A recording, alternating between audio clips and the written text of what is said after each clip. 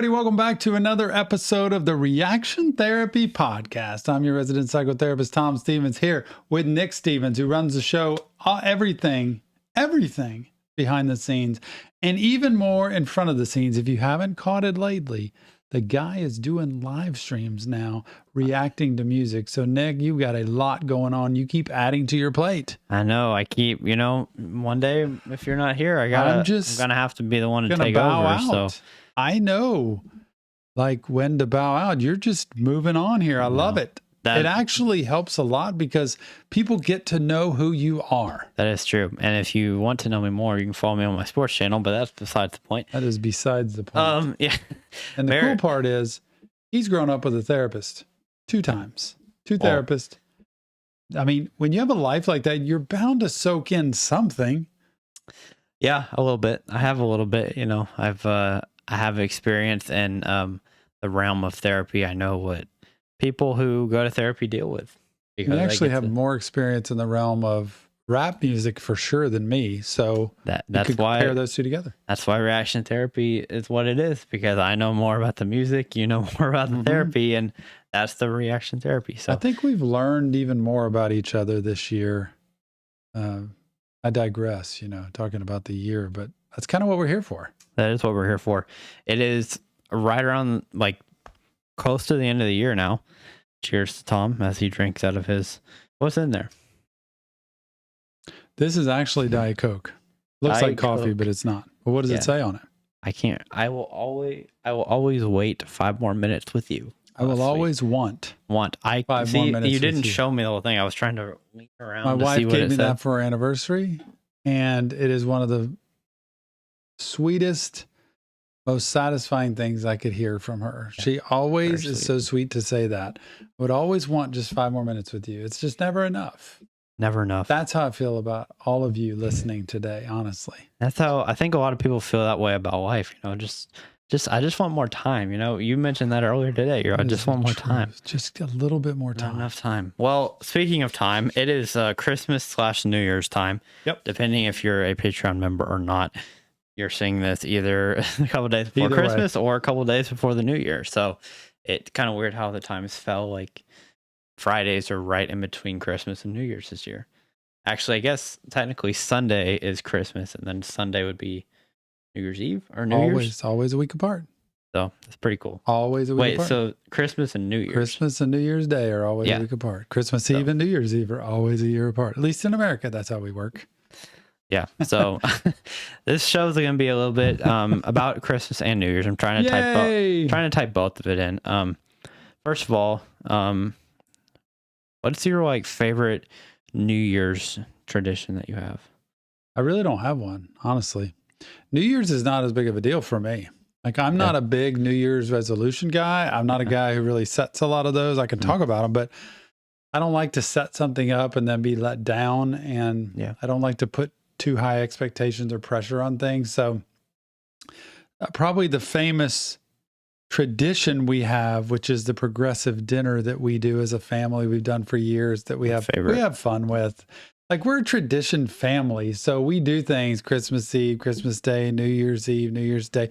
But New Year's Eve, typically we haven't been people that have gone out. Number one, I don't want to go out with a bunch of drunk people on the road, and end up somewhere where, something bad happens. And there's fireworks going off everywhere. And so, plus, secondly, as I've gotten older, I can't really stay up that late. But I don't know that I've ever been a huge, New Year's Eve party kind of guy. Yes. Have you ever done fireworks? Because I just never grew up doing fireworks. Yeah. And we did that all the way up until you were born. That's funny. We had a party every year on July 4th here, and we had fireworks in the backyard going nuts, crazy. Yeah. And once you came, it all kind of stopped. I know a lot of y'all are probably big firework people. I've never done it though. I don't think I've ever shot. Sometimes you need to do it just to see what it's like. Yeah. It's probably really uncultured of me or whatever, but I've never done that. So just thought I would ask. Some people live in areas though you can't do it. In the city, you can't do it. So a lot of people can't. We have fireworks stand right behind our house. Right behind our house. So we have a good view. We sit in our hot tub usually and we watch fireworks because it's right there. Telling you. But yeah.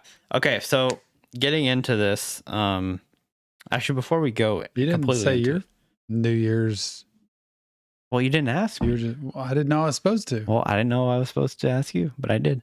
I guess my New Year's thing would be just honestly just getting a fresh start. Like, even though like I'm not one of those people to like, I think last year I said when it was about to be New Year's, I'm like, people's problems don't change just because the year changes. Like, everything still is there. Like, just because it's you add a number to the end of the date, 2022 to 2023, that doesn't really actually do anything. It's just another day. But a lot of people, I feel like, make it to be like a whole new thing for me. But it is something that's like, okay, this is a new year. And we can make the most out of it. I feel like we should do that every day.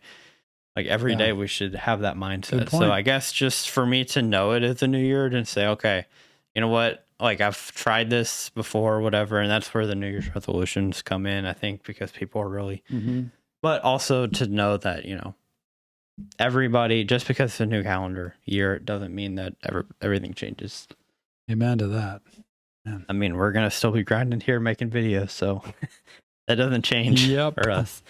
However, we will talk about pretty soon how it is going to change. If you stick around for the extra episode, follow us on Patreon or become a YouTube member.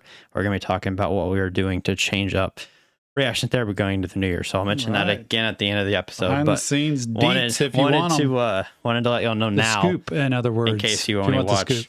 Because some people probably only watch a little bit of it. So if you're still here watching now, just know we're going to be talking about what we're going to be doing next year, technically, in that extra episode. So let's go into the topic of the day. I forgot to do the intro, but that's fine. Will it take to flow this thing smoothly, right? I don't know. We've been doing it. What's this, like 28? This is the 28th podcast we've done. It's pretty 28. Pretty insane. Yeah, this is number 28. Crazy. Anyway, let's go into the topic, which we're going to be talking about kind of in the realm of like Christmas, I guess, because technically some of y'all are watching it before Christmas. So let's mention a little bit of Christmas. Let's do our wish list for 2023 for reaction therapy. What would you say is on your wish list for what you want to see with reaction therapy? Wish list would be interviews for me, finding artists to interview, to continue interviewing different artists and to move into a realm of behind the scenes with them, like as a mental health professional, and also like podcast wise, I would like to have more informational podcasts. I'd like to have more mental health talk on podcasts and have more people attract to that, because for some reason people attract to the music, but they don't attract to the information all the time. And so I'd like to get to a point where there's credibility in the information of mental health. Those are my two biggies. That was really quickly. I thought you were going to drag that out more. I can. I'll ask you. I can talk about it all. I'll ask you more. I've got deets for days, as they say. Put that on a shirt. We're trying to get new shirt ideas, by the way. If you have any shirt suggestions, like what we should put on a shirt, because these, at least the one I have on right now, this shirt will not be available to purchase in a couple days. Bye, veggies. Most of y'all. So that one will still be available, but mental health matters, and it does. So I guess for me, like my big wish list for 2023, it's not so much on the artist interviews. I think that is a cool thing, and I definitely want to see it happen, but it's not like on my wish list. My wish, honestly, is to gain more stability. That's been my thing for a while. Just with reaction therapy, I want it to be a stable job for me because I want to continue doing it, Like, I think that makes sense. I'm just out of college, and so I don't want to have to get a real job, I guess. Oh, God. But, I understand that I went to college to get a real job. Did I just hear that? But anyway, so that's one of my... The dad in me just jumps out. Well, so I didn't... we just people, keep moving on. People take things in different ways, and I think we might have taken it not the right way that I was trying to portray it. But anyway, I'll go on and say kind of my next item on my wish list. You can laugh all you want. I'm not laughing. You are, but it's okay. Partially got a little bit of a headache here. That's probably why I'm rubbing my head. Gotcha. But secondly, like this, because people don't see what you do with this, can be a very full-time and hard job. And in today's world, it's very hard to see that this actually can be a job. So most people's idea when you say, I do a YouTube channel, is a hobby. It's for fun. So it's hard. That's why I giggled, because some people conceptually say, well, this isn't a real job anyway. Yeah. But I think a lot of people lose sight of the fact that it very well can be, and is for a lot of people, a real job. And it's a business, it's a company, it has marketing plans and strategies, it has budgets, it has taxes, it has a lot of stuff to it. And so I think when you say that, you have to be able to say, this is the therapist in me, right? This is really what I want to do. Yeah. And this is the reason, rather than I just don't want to go out and get a job, because that's what people, at least from my ears, that's what we will hear. Oh, you don't want to work. But I see you work. So I really mean that sincerely, that I see how hard you work at this, and it's an endless work. Like there's never enough work done. There's never settling.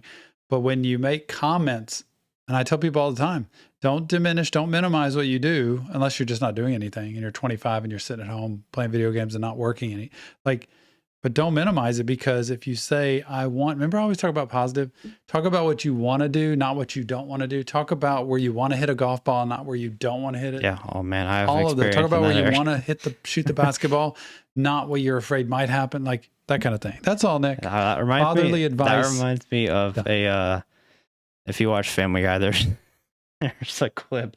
I'm sorry, I had to mention it because he goes from this great wisdom into Family Guy, right? No, but I wanted to make it. It's supposed to be a fun podcast. This is a fun podcast. I feel like as what I've said before, I didn't know I was here to get scolded, but no, lectured to. I'd like to hear how many people actually get this far into the podcast. Like 0, but that's why we're just comment talking. If you've gotten this far into the podcast by saying scolded. Anyway, the episode of Family Guy, you brought up the golf thing. Peter Griffin, the main character, and his wife were out playing golf, and Peter hit a golf ball, and he was trying to tell his wife to hit it, like where to hit it, and she's like, oh, so you're not supposed to hit it in the water? And he's like, no, that like you're supposed to hit it not in the water. And she's like, then why do you hit it in the water? And he's like, you're not supposed to hit it in the water. That's funny. It's just a funny Love part. It. But anyway, yeah, that's true. Positive mindset. Maybe that's one of my 2023 wish list items for myself, is to be more positive about myself. But I guess for reaction therapy, another one of my kind of wish list items would be to, like, of course, attract more people, like to gain more subscribers and followers. And because our ultimate goal is spreading the mental health awareness. And I feel like as this year's going down, I feel like we need to try to gain more people, because there's a lot of people this time of year that struggle with mental health. And I feel like the more people we can get, the better.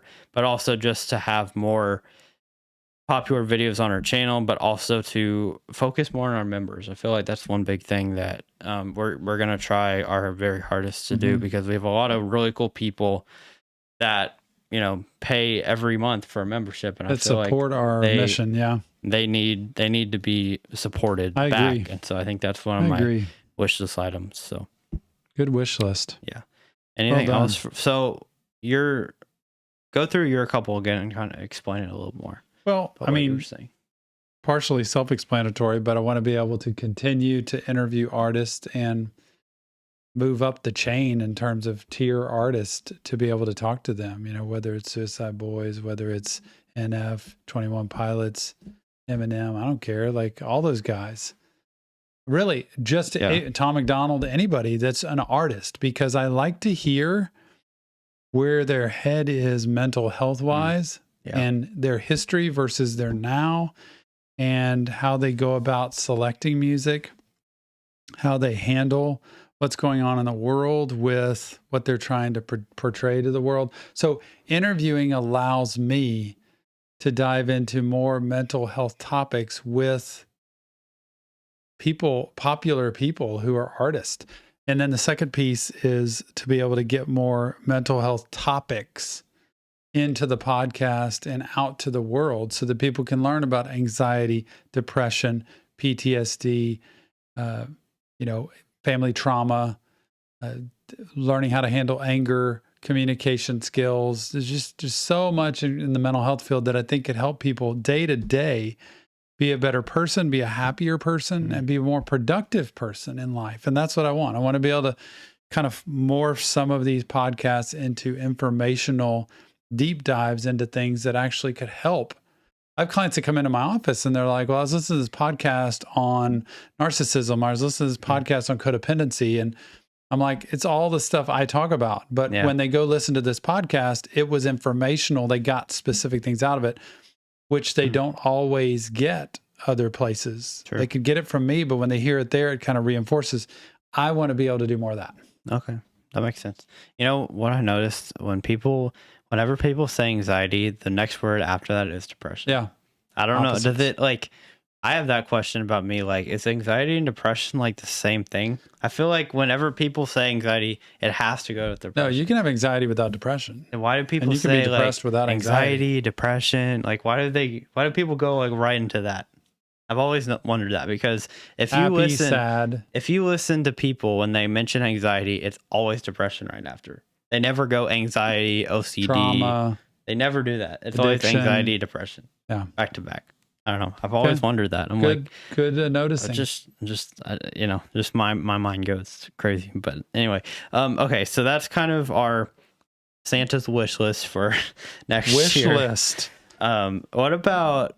I know you said at the beginning that you don't really do New Year's resolutions, but if you had a New Year's resolution for reaction therapy, what would it be?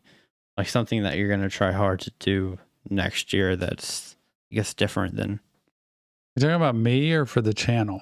Like something I'm going to try to do? It's something that you're going to try to do for the channel. That's so different. Something that I'm going to do that's a little bit different next year is really two things. And I haven't totally solidified this, but I'm going to be more honest with how I feel about the music. I'm going to talk about, and the artists. Like, obviously I don't know the artist personally, so I can't talk about that. And obviously I don't know music, like in terms of the sound and the cadence. Like I can't break down, wow, that was a great a cappella performance of, and that was a great tenor or bass, or I don't know music. So I'm not going to talk about that. I'm going to talk about how much I liked the music, like myself, and how much mental health it had. So I'm going to have some kind of scale that's coming that's going to rate the songs I have. Not that, man, I hated this. Like, this was terrible. Like, I'm not a guy that really puts down people, because all art is art.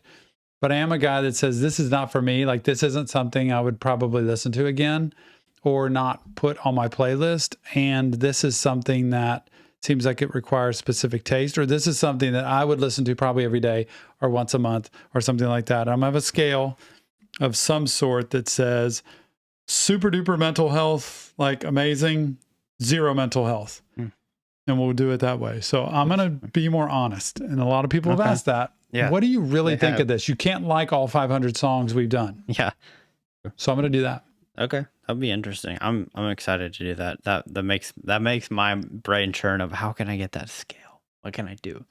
But anyway. And I will piggyback what you said earlier, that one of my resolutions is, which I think we're doing with the reactions on my therapy tier on YouTube, is to prioritize more of the members, that for what they like, what they appreciate, what they want, that they get extra content, that they get personalized content. I want to be able to prioritize the members. So if people want a special treatment, it's like going to a concert, right? If you want a closer experience, 21 Pilots, where he gets carried on a mattress all the way across the arena, and you want to be right up on that, you can. For the right price, you can.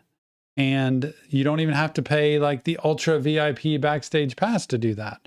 You can just pay enough to get close enough to see it. Yeah. But we also have all the other levels. So I want to be able to provide more for the members. Those are my two. Very good. Yeah, I think one of my resolutions, obviously, and my wish list, kind of both, but my resolution would be the members thing too. I've mentioned that before.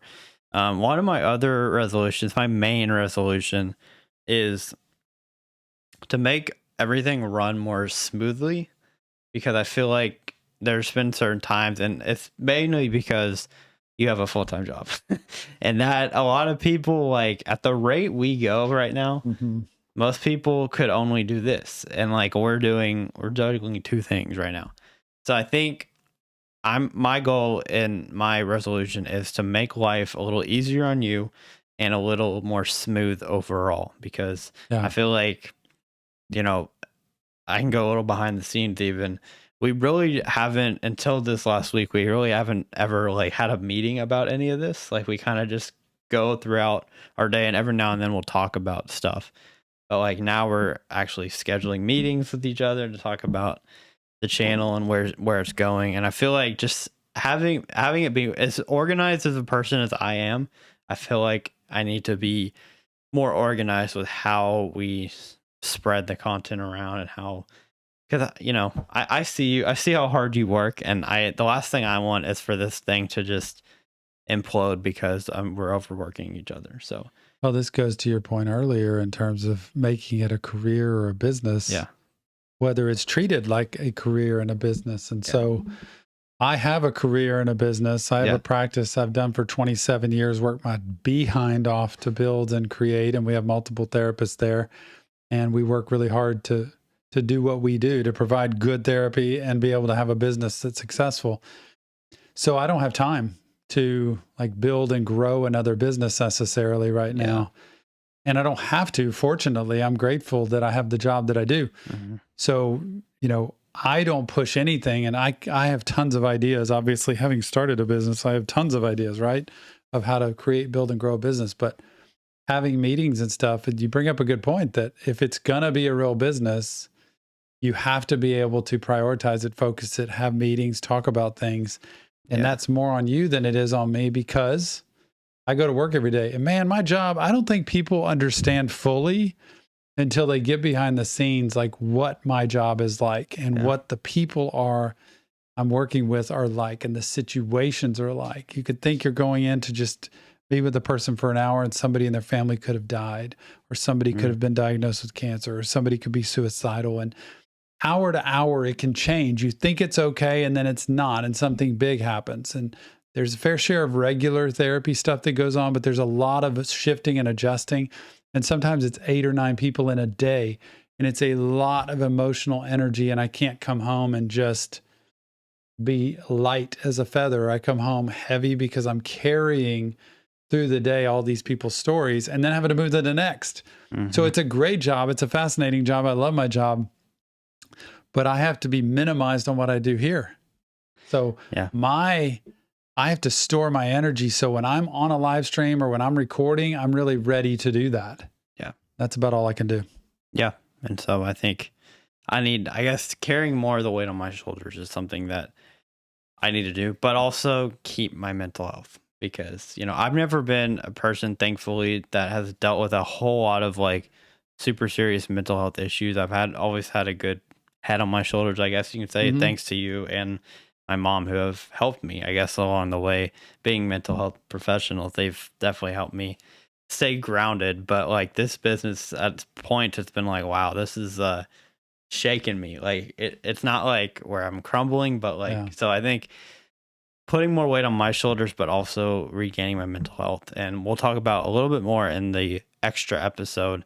Like I said, again, it'll be on for Patreon members and YouTube members, but I'm going to talk a little bit more deeply about what I mean by that. So if you haven't, go make sure you're subscribed to there. But anything else you want to mention on this subject before we move on to questions from people? Questions. I love questions. I asked you a question and you didn't say anything. Nothing more. Okay. Thank you. The defense rests, Your Honor. So that was our wish list and New Year's resolutions for 2023. Happy 2023, everybody. And just a few days to a week, it will be a new year. So hopefully you have enjoyed this. I've enjoyed this last year, and I'm sure you have as well. So, okay, let's get into Q&A now. Here we go.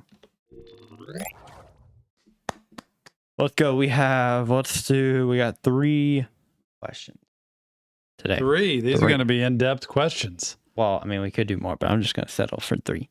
Okay. First one says, what can you do if you want to be in therapy, but you can't afford it? That's the first part. Okay. And then do you have recommendations for books or videos that can help you dive in to help yourself work on, basically that can help you work on yourself like the same amount that you could with a therapist is kind of what that question is meaning. But like, so if you can't afford therapy, what can you do? And is there any books or videos they said that can help? There are plenty of free therapy services and resources out there. I mean, we have them listed on the description of all our video. There are free resources out there. They are not the most high quality. Like, I'll be honest with everybody that it is not just you get what you pay for in mental health field, because sometimes you get bad therapy for a lot of money and that's not always good. But the higher quality therapists are going to be more expensive for a couple reasons. Number one, they've been around for a while and have a lot of good experience.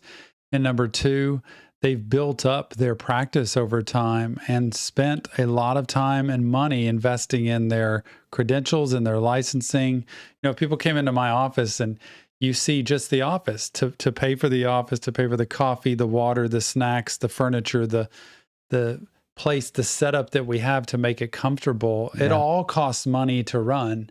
And it is also an investment in the quality of help that you're getting. So if you want help learning how to cook, well, you can go a lot of places and learn how to get recipes and cook from different chefs. But there are high quality chefs that might charge more to you for cooking lessons that you would learn amazing stuff from that you never would have learned from somebody else, because they have more experience, more know-how, they've been trained differently, and they actually know how to teach it differently. So therapy is valuable.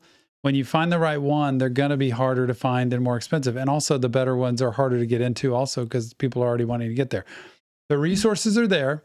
It's better to start somewhere than nowhere. So it's better to take the free resources, you know, look at NAMI or look at something on our website or Google in any kind of free mental health counseling and find somewhere to go to. And if it's bad, then go to another person. It's okay. You can hop around, but do your best to keep looking for it. If you can't find good therapy, support groups are always good. They're found at churches. You don't have to go to a church to do it. A lot of churches house 12-step meetings and support groups for divorce or grief or trauma or loss that are always good, that anybody in the public can go to. So find support groups.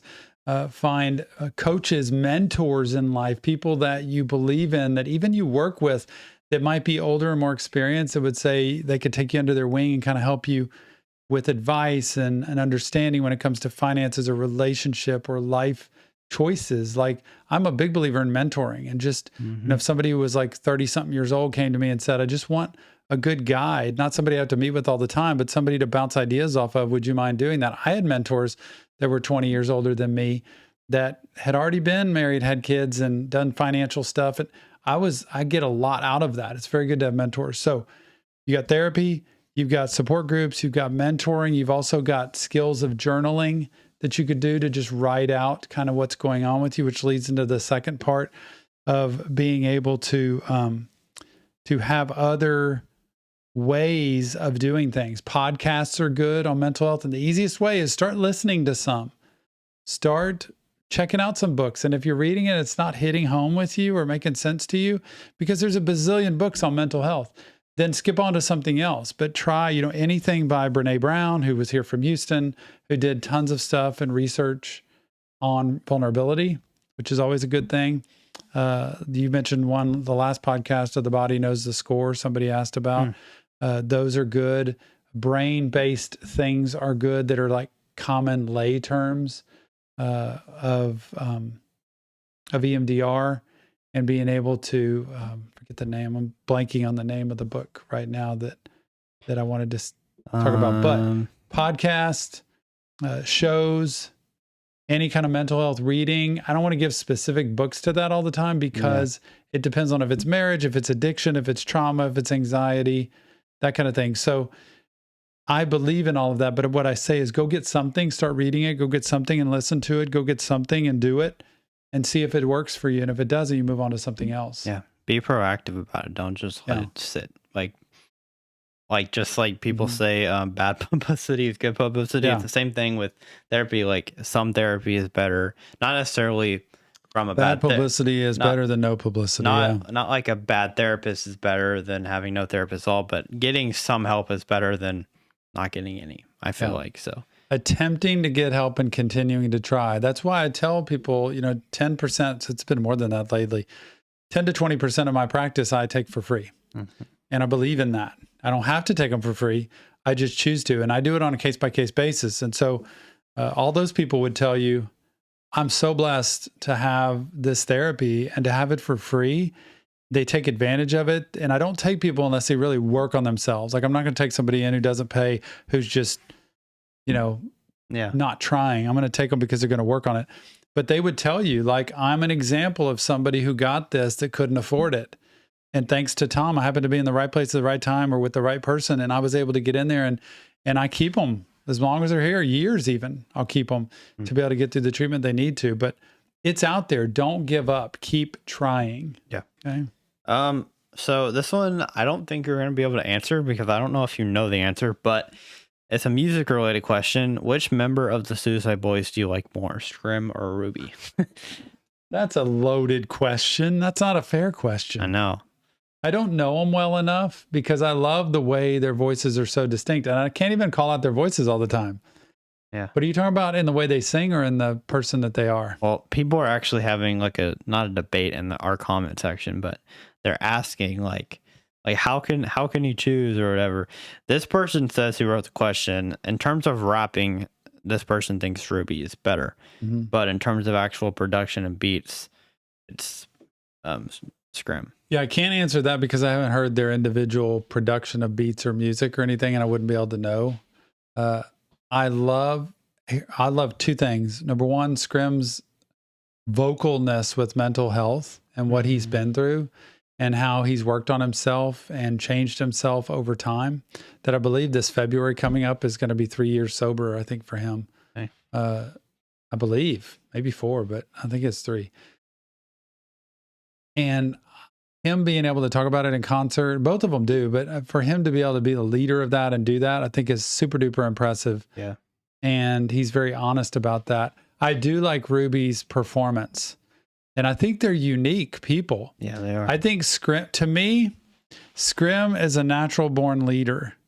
So to me, Scrim I see as a front man that just is straight up, runs the show. Ruby, to me, who doesn't necessarily from the look like he could rap the way he does, but he's phenomenal. Yeah. And I love the way he the way he does that. I said it in one of his recent songs. Yeah. I think it's phenomenal. So I do like very unique things about them. Yeah. That's facts. That's true. Yeah. I mean, I don't know them well enough. Expert. I don't know them well enough either. Either one of us does. I think it's funny. They're Scrim and Ruby, the very unique names. Their names are unique. The titles of their songs are unique. The videos they make are unique. The way their music's put together. Who else does music like that at all? I don't think anybody. You could take somebody like Eminem, where people try to copy that and try to be more like Eminem. People take Juice WRLD and they try to create beats and music and things similar. There is nobody like them. There's really not. With the way they produce, and even on their new album, mixtape, whatever it's called, that we reacted to the whole thing, which is pretty impressive. I felt like they had a little bit of different sound in a couple other songs. They sounded a little different than what they've done. In fact, I ranked those songs in the breakdown, the reaction. This is the first album reaction we've ever done in a year. And I ranked them because I thought there's real different music here. Like, they took these songs. It is like a mixtape. Is that what it's supposed to be? It's kind of like it's very different. I don't know if they would say it's an album or not, but it's a short album because they just released an album. So it's kind of like just I think it's a mixtape, basically. But I'm about to sneeze, but I hope I don't. Sneeze away. I think I'm good. Let us have it. Anyway, that's actually going to do it for podcast. We're out of time. What? I'm so sorry. No more what? We gotta give more insight on the members only. What about the inspiration at the end? Oh, we'll do that one real quick. I forgot about that. Didn't even button push, nothing what happened. I literally checked it before. Wait, no, that was the wrong one. That's why. I pressed the wrong button. Right here. There we go. I clicked. Hey, I just want people to know real quick. I always say tomorrow can be different than today. If today was terrible, tomorrow can be better. You got to always remember that. If this year stunk, tomorrow and next year can be great. It doesn't mean it's going to be. It doesn't mean you just snap your fingers, and it doesn't mean just because you wish it'll happen. But you can do things in your life to make life better next year. So just remember that. If this year was great, you can make next year great. It doesn't mean it has to be one or the other. You can keep it on a good track. So always remember that. It's up to me to make life as good as I can make it. It's not up to me to make everything perfect. And life comes at you hard sometimes and bad things happen. But it's up to me to really take care of how I handle life situations. Remember that. You're in charge. Boom. You're in charge of yourself.